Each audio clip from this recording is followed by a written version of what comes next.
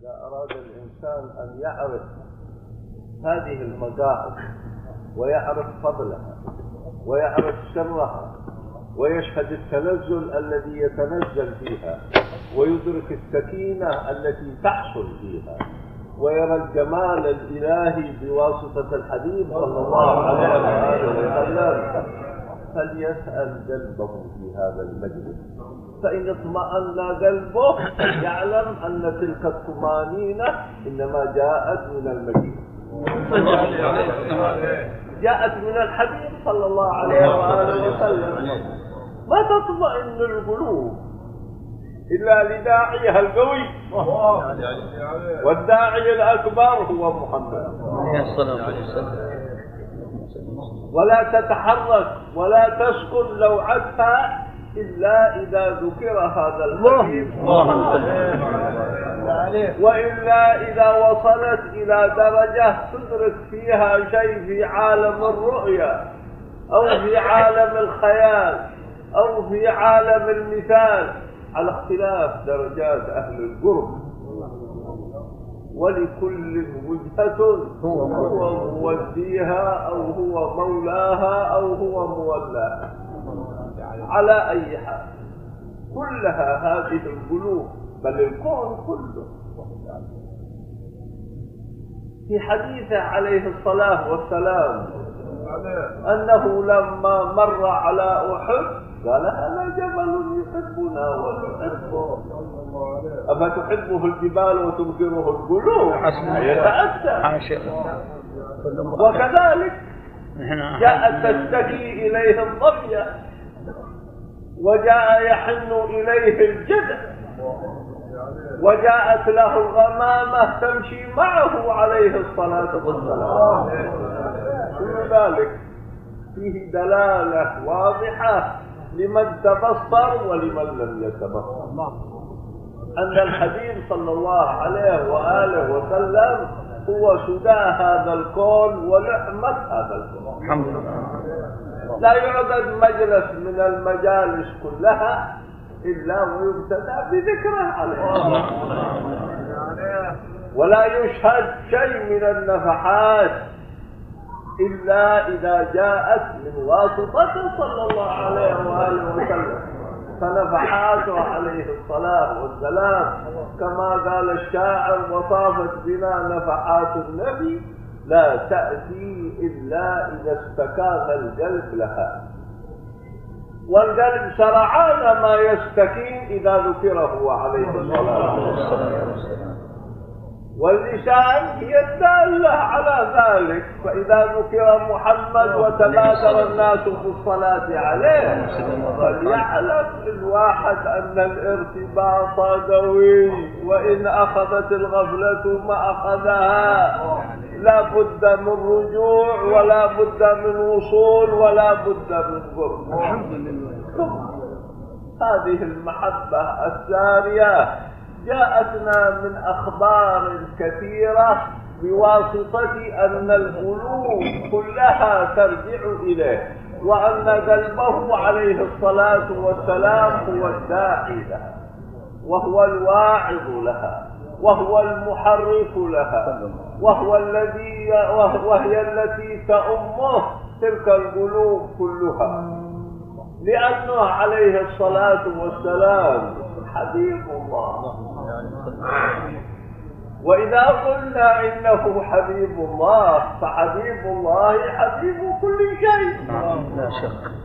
لا يتأتى أن يكون حبيب الله ولم يكن شيء من الموجودات غير حبيبه محمد، حتى من لم يؤمن به ومن لم تبلغه الدعوة أو أخذته الشدوة والعياذ بالله، فالرحمة تناله من هذا الحديث صلى الله عليه وآله وسلم. يقول لنا القرآن وكم آتي بهذه الآية ولولا رجال مؤمنون ونساء مؤمنات لم تعلموهم أن تطؤوهم فتصيبكم منهم معرة بغير علم إلى أن قال لو تزينوا لعذبنا الذين كفروا منهم عذابا أليما. إذا فنحن محبوبون بواسطة أولياء محمد، وأولياء محمد أوتوا تلك الولاية بواسطة محمد، فالأشياء مرتبط بعضها ببعض ومحبوب بعضها إلى بعض. ولا إله إلا الله هي دعوته، وهي الحصن الذي يأمن الإنسان فيه من كل بلاء. ماشي غيرها هذه ينفع ذاك.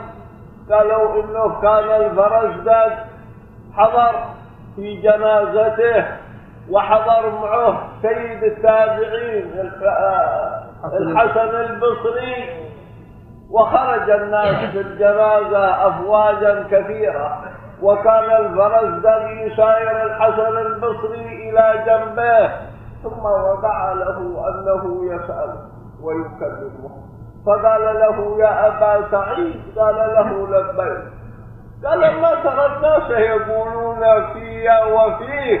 قال ما أعرف، ما يقولون شيء. قال نعم، يقولون يمشي خير الناس مع شر الناس. قال له الحسن البصري لست بخير الناس ولست بشر الناس. ثم انتبه له فقال يا أبا فراس، قال له لبيك، قال له ما أعددت لهذا اليوم؟ قال أعددت له منذ 80 سنة لا إله إلا الله. هي الحصن، لا إله إلا الله حصني، فمن دخل حصني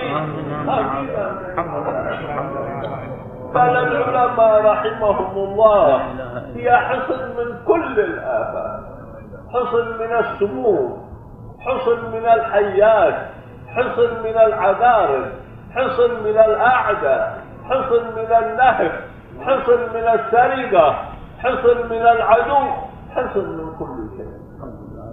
إذا استشعرها الإنسان بمعناها الكامل حينما يقول لا إله إلا الله، يستشعر أن لا موجود بالوجود إلا الله، وأن لا مشهود بالوجود إلا الله، وأن لا معطي بالوجود إلا الله، وأن لا مقصود بالوجود كله إلا الله.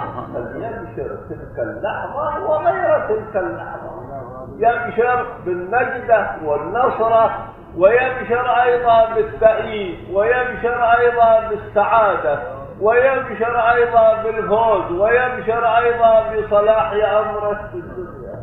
فإن الله سبحانه وتعالى يتولى أهل لا إله إلا الله على اختلاف أحوالهم وتباين مراتبهم وارتفاع درجاتهم، فبعضهم حين يقولها يهز العالم كله، فإذا اهتز العالم كله دارت روح الكون كله تحت رجل، ذات لأنه يقولها مستشعرا أن لا موجود إلا الله.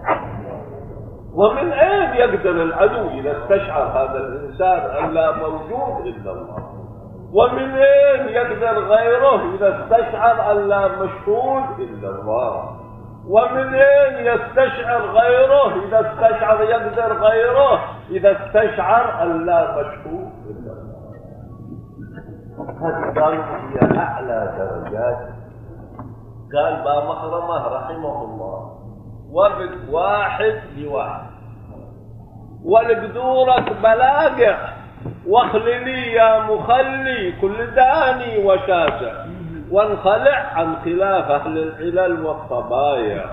هؤلاء لهم فلسفة في الكون ولهم كلام كثير ولهم أشياء كبيرة، ما على الإنسان إلا عقيدة العوام، وهي العقيدة السليمة التي جاء بها هو صلى الله عليه وآله وسلم ودعانا إليها. فقال أمرت أن أقاتل الناس حتى يقولوا لا إله إلا الله، فإذا قالوها فقد عصموا مني دماءهم وأموالهم إلا بحقها وحسابهم. فهل يستشعر الإنسان حين نومه حينما يقول لا إله إلا الله هذا المعنى؟ وهل يستشعر الإنسان حينما يقول لا إله إلا الله هذا المقصود، أو يقولها بلسان ألفت أن تذكر مولاها ولم يحضر قلبه عند ذكره إياه؟ كان ينبغي أن يستشعرها هؤلاء الذين زلزلوا عروش الظلمة وأبادوا الظلمة وحصلت لهم النعمة كلها، وبهم كانت على الأعدى النعمة. كل هذه إذا رجعنا إليها وجدناها لا إله إلا الله. لكن إذا استشعر الإنسان معناها كما ذكرنا، كان من مقتضيات الاستشعار أنه لا يكذب، لأنه يشهد الموجد ويشهد الصانع ويشهد المولى ويشهد الله سبحانه وتعالى. لا يكذب، لا يخون، لا يغش، لا يقصر في صلاته، لا يقصر في راتبته، لا يقصر في حسن معاملته، لا يقصر في رحمته بالناس، لا يقصر في رعايته للناس، لأن الخلق عيال الله وأحبهم إليه أنفعهم لعياله. فإذا كانت بلغت درجتها إلى هذه فليعلم أنه نائب عن رسول الله، وأن الكون يدور تحت رحمه، وأن الله لا يرد له دعوة. إن الذين قالوا ربنا الله ثم استقاموا تتنزل عليهم الملائكة ألا تخافوا ولا تحزنوا وأبشروا بالجنة التي كنتم نحن أولياؤكم في الحياة الدنيا وفي الآخرة. إذا وليهم مولاه عاشي بيتأخر عنه أو عن حد ما يقدر عليه، انتهى القول بعد هذه الآية كلها. ثم يقول لنا المولى سبحانه وتعالى في الحديث القدسي الذي يرويه نبيكم صلى الله عليه وآله وسلم: ولا يزال عبدي يتقرب إلي بالنوافل بعد أداء الفرائض حتى أحبه، فإذا أحببته كنت سمعه الذي يسمع به وبصره الذي يبصر به ويده التي يبطش بها ورجله التي يمشي عليها ولسانه التي يتكلم به، وإن سألني أعطيته وإن استعاذ بي أعذته. كلها تعطيكم صورة قاطعة على هذا، لكن هؤلاء عرفوا حدها فقاموا بتوابعها ولوازمها. لكن هذا الليالي ليالي الشتاء، كنا أمس نتذاكر نحن وأحد الإخوان، كان الحبيب علي بن عبد الله السقاف رحمه الله أبيات للشيخ عوض مختار يعتقدها الواحد غزل في النساء، يقول فيها: سبتني عشقة الخضر الطوالي. قال الحبيب علي بن عبد الله: عرفت أهلي سبا من عشقة الخضر الطوال؟ قالوا له لا. قال لهم: الخضر الطوال ليالي الشتاء الطويلة التي يتمتع العبد فيها مع مولاه بالمناجاة والقرآن والصلاة والذكر. كل واحد أدرى بنفسه، أهله من قيام الليل، وكل واحد أدرى بنفسه أي جماعة يقوم فيها وأي نافلة يقوم فيها، وكل واحد يدري عن نفسه متى يأخذ القرآن فيتلذذ به ويطعم طعمه وحلاوته حتى يدرك أنه صفات من صفات الله وكلام الله الأزلي القديم القويم الذي جاء على لسان نبيكم صلى الله عليه وآله وسلم.